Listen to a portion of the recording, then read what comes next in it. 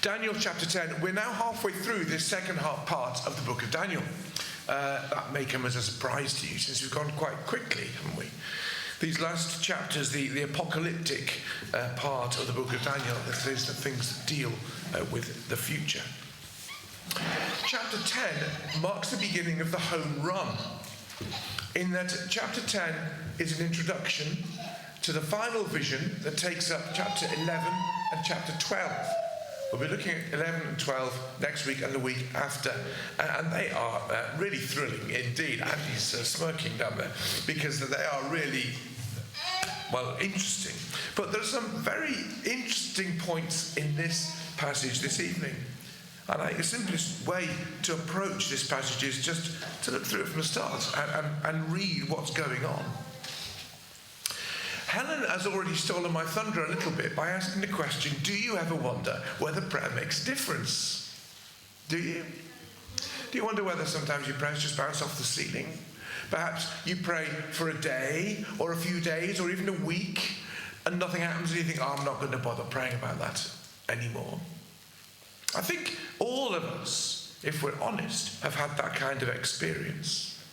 Well, the answer to that experience comes here in Daniel chapter 10, as we'll see.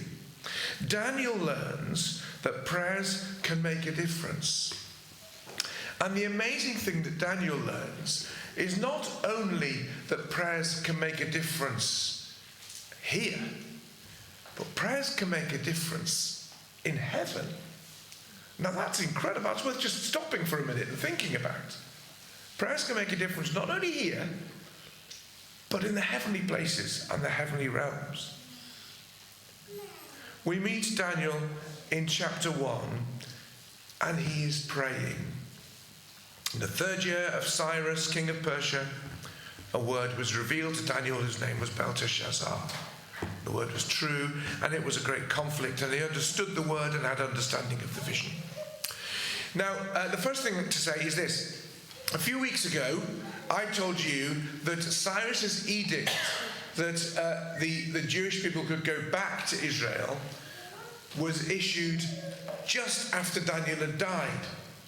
Well, according to this chapter, Cyrus's edict was issued 2 years before Daniel had died.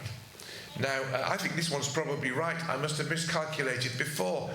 Whatever we make of it, it was about the time of Daniel's death. This must have been right at the end of Daniel's life. Now, we know that because Ezra tells us that it was the 1st year of the reign of Cyrus that the edict was issued. And Daniel tells us here that he's praying in the 3rd year of the reign of Cyrus. So, the first question that arises here is this. If Daniel was so keen to get back to his homeland from whence he had come as a teenager, why had he not gone? Well, I think actually the answer is quite simple. And it's because he was too old and frail. Daniel was in his 80s here. And in those days, that's a very great age. He was too old and frail. We can be absolutely certain that Daniel would have had his heart's desire was to go back. But he knew he couldn't go. The work there was hard. Jerusalem was in ruins, the temple was in ruins. Ezra and Nehemiah had been chosen by God to take on the next stage of the development of God's people. Daniel's role was almost over. But Daniel, in many ways, had the most important role. Because Daniel was the one who was engaged in spiritual warfare for his people. Look at verse 2. In those days, I, Daniel, was mourning for 3 weeks. I ate no delicacies, no meat or wine entered my mouth, nor did I anoint myself at all for the full 3 weeks. Now, before I came up here to Barton Seagrave 15 and a half years ago, I was down in Eastbourne, and they say that Eastbourne is a place where people go to retire. I was in a town just north of Eastbourne called Polegate, and they say that Polegate is the town where people from Eastbourne go to retire. And then when they're finished in Polegate, they go to Bexhill, but we won't talk about that now. So I had a lot of retired people in my congregation. 80% of my electoral roll were retired, and a large proportion of my congregation were over 80. That's because that's what the population was like. What could they do? You know, it wasn't unusual for somebody to come to me and say, I wish I could do more. I wish I could do, what can I do now? I'm just getting old, I don't have the strength to do anything. And I would say to people, you can pray. That's the most important work, it makes a difference. Here is Daniel as an old man, and what's he doing? He's praying. I did have one or two people in that congregation who used to pray all day because they weren't doing anything else, because they couldn't get out. They used to pray all day. And I knew that if I asked them to pray for something, they would pray, and it made a difference. Prayer really does make a difference. So what is it that Daniel is praying for? Well, we get a glimpse, don't we, in Psalm 137. We've looked at this psalm before. By the waters of Babylon, that is in exile, there we sat down and wept when we remembered Zion, that is Jerusalem. God's people in exile, they wept when they thought about Jerusalem. On the willows there, we hung up our lyres. We hung them on the trees because we couldn't bring ourselves to play them because we were so desperately missing Jerusalem. For there our captors required of us songs, and our tormentors mirth, saying, sing us one of the songs of Zion. How shall we sing the Lord's song in a foreign land? If I forget you, O Jerusalem, let my right hand forget its skill. Let my tongue stick to the roof of my mouth. If I do not remember you, if I do not set Jerusalem above my highest joy. There's the heart of God's faithful people in exile. God, take us back. God, forgive us. God, restore us. God, deliver us from this place. I've no doubt at all that that's what Daniel was praying. And we know that from the answer that Daniel receives from his prayer. So here he is praying, and he's fasting as well. He is totally dedicating himself to praying. I ate no delicacies, no meat or wine entered my mouth. Presumably he's living on bread and water for 3 weeks. Nor did I anoint myself at all for the full 3 weeks. That means he didn't bath, he didn't shower, he didn't wash for 3 weeks. Why? Because he wanted to devote himself to prayer. Here is an example of true, real prayer for God's people. And Daniel receives an answer to his prayer in a threefold vision. And the first part of the threefold vision is this. It is a vision of God's glory. That's the first thing Daniel experiences, a vision of God's glory. Verse 4, on the 24th day of the first month, as I was standing on the bank of the great river, that is the Tigris, I lifted up my eyes and looked, and behold, a man, clothed in linen, belt of fine gold from Uphaz around his waist. His body was like beryl, his face like the appearance of lightning, his eyes like the flaming torches, his arms and legs like the gleam of burnished bronze, and the sound of his words like the sound of a multitude. Who is this man? Daniel has this vision of a man. Who is he? Well, it's easy to jump to one conclusion, as many people do, and say, this is a Christophany. That is a manifestation of Christ before he was born. We do get them in the Old Testament. This could be one of them. Jesus. This is possibly Jesus standing before Daniel. Daniel is presented with a vision of the one who will win the victory over the evil one. The one who will finally get rid of wickedness and evil, the final judge of the world. This is Jesus. Certainly, Daniel calls him my Lord when he addresses him. And certainly, the picture seems to fit very well with the picture of Jesus we have in Revelation chapter 1 and verse 13. In the midst of the lampstands, one like a son of man, clothed with a long robe and with golden sash around his chest. The hairs of his head were white, like wool, like snow.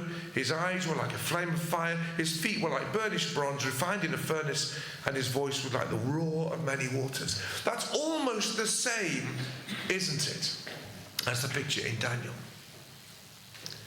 Now, the difficulty is there are one or two problems.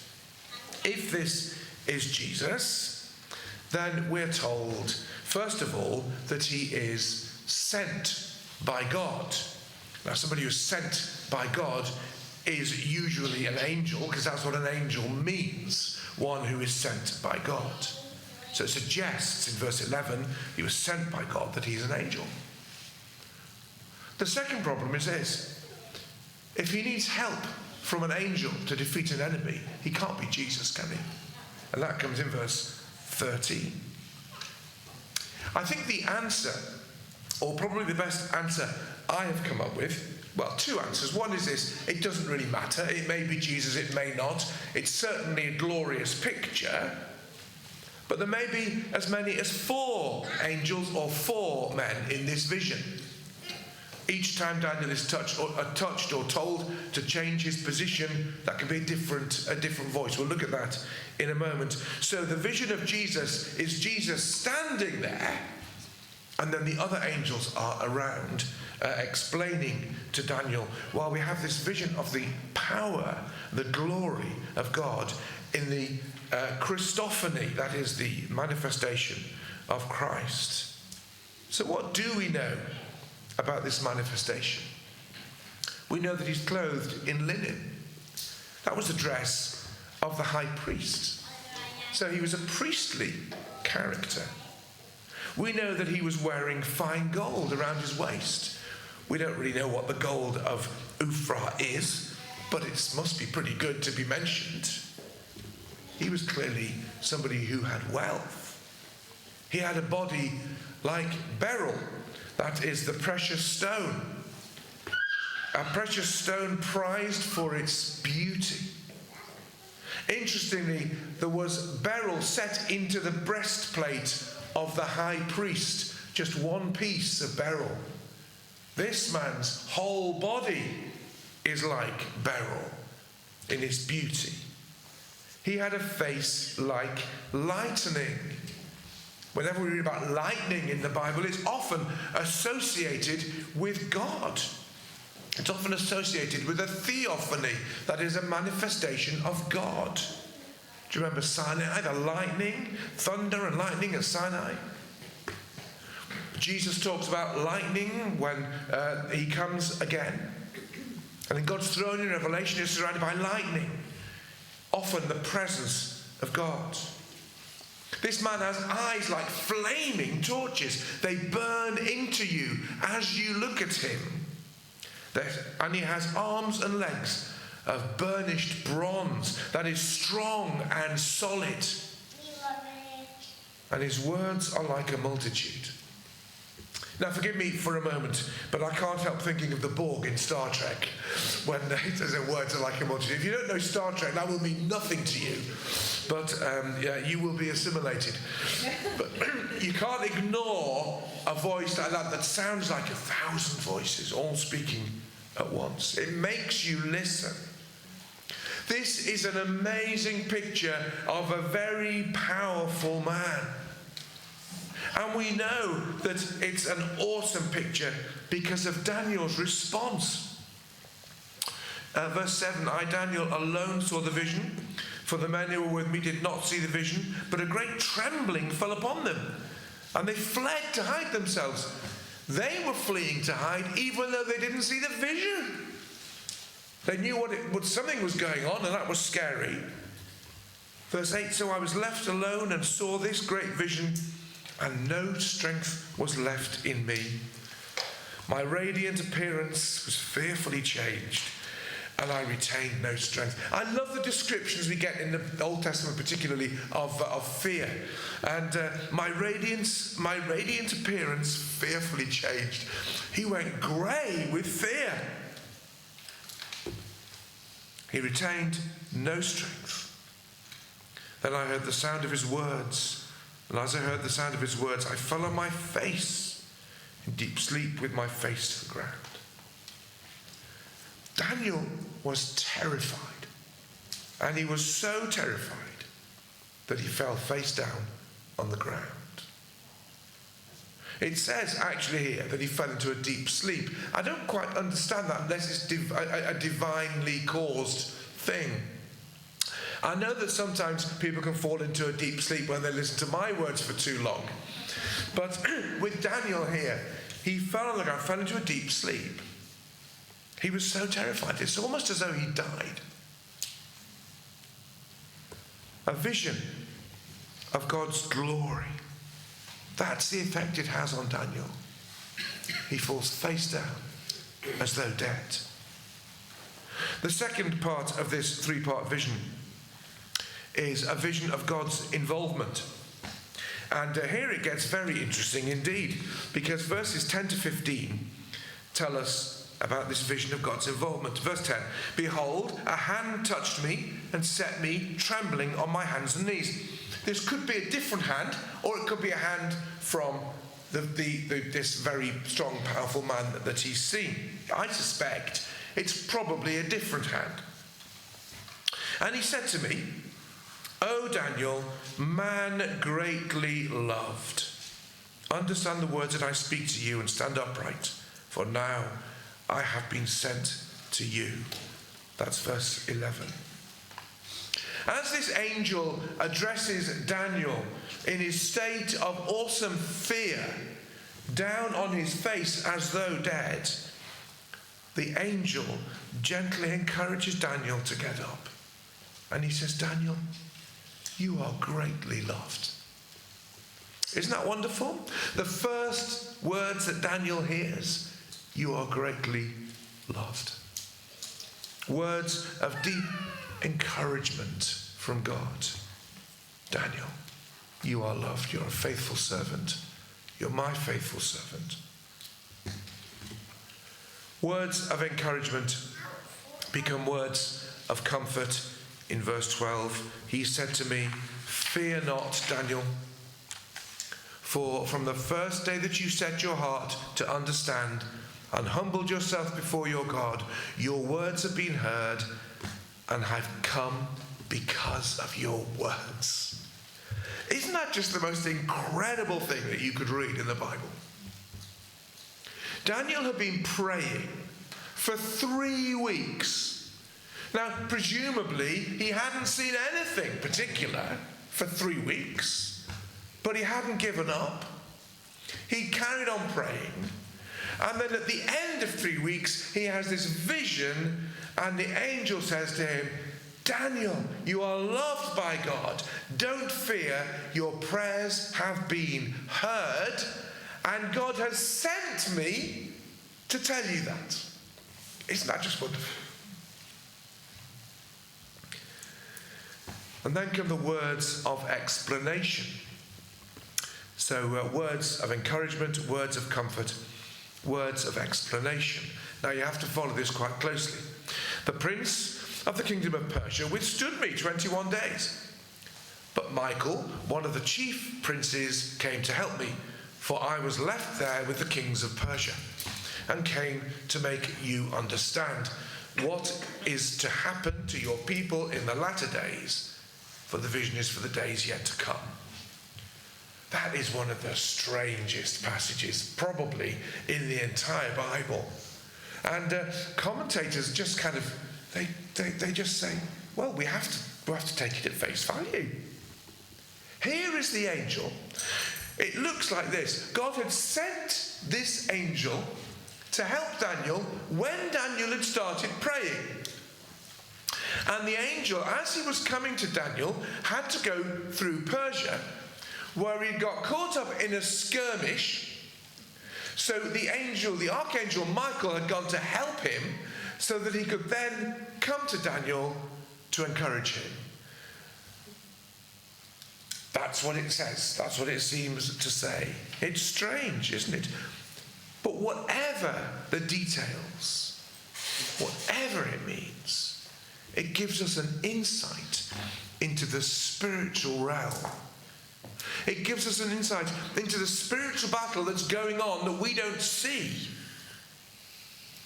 When the angel here says, the prince of the kingdom of Persia withstood me, he doesn't mean the king. He doesn't mean a person.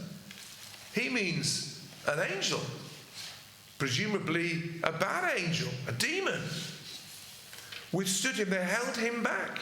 He had to fight him off to protect the people of Persia, or to get past them. But Michael came along and helped him in the fight. Michael is known as the chief archangel in heaven. Came to help me, for I was left there with the kings of Persia. I was fighting on my own, he says. And so Michael came and helped me. And now I'm come to help you understand. Now we know there is a spiritual realm. The Apostle Paul talks about the spiritual realm. But we need to be a little bit careful that we don't just interpret everything along the lines of the spiritual realm. It's very rare to have a passage like this in Scripture that's so clear about the spiritual realm. We can go overboard and see demons wherever we look. I used to know people that everything was a demon. Everything here, wherever they looked. That's certainly not the picture we get from Scripture. But the picture we do get from Scripture is that there is a spiritual realm, there is a spiritual battle going on, and it's fiercely raging, but it's a spiritual battle that is already won in Jesus. And get this, it's a spiritual battle that our prayers can have an influence on. I find that just completely mind-blowing.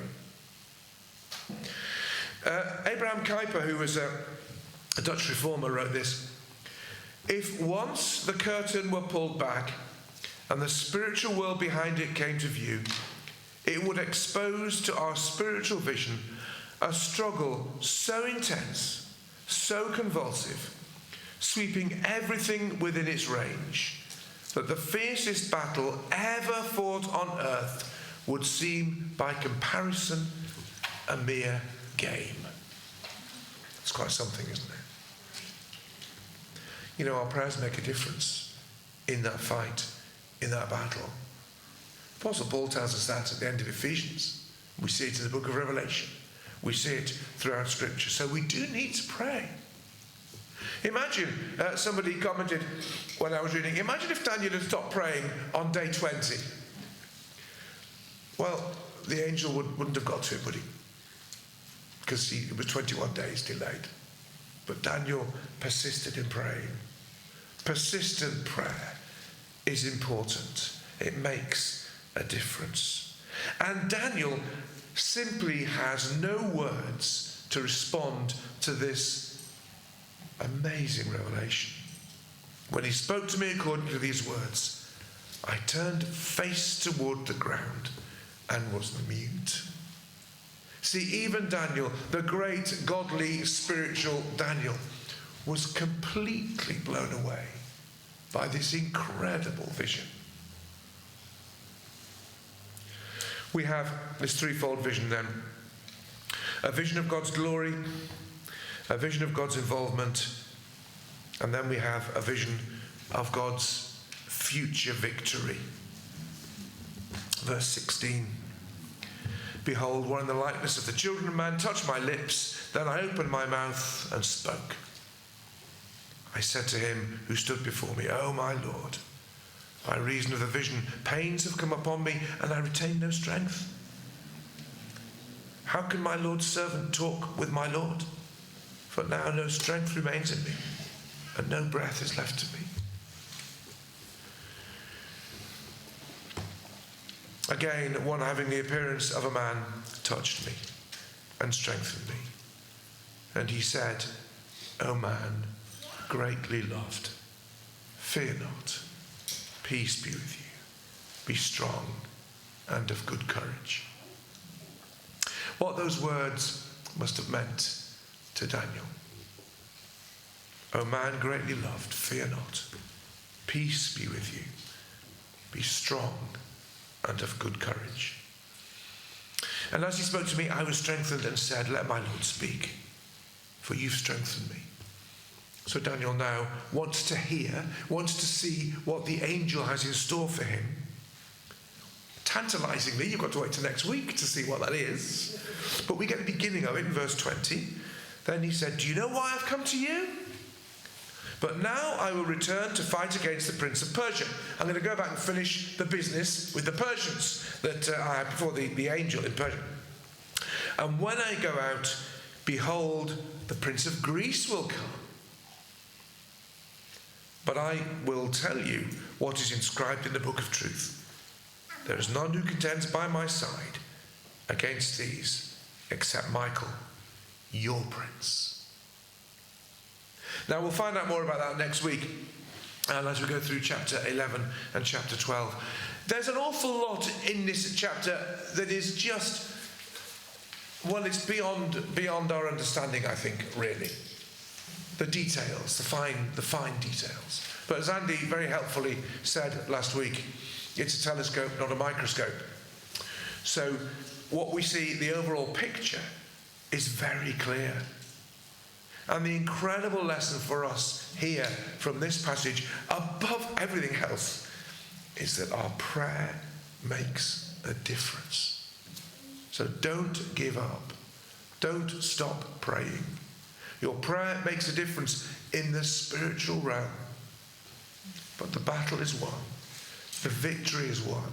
Because the man who is presented here, who is strong and awesome and mighty and powerful, has won the victory on our behalf. Let's bow our heads to pray.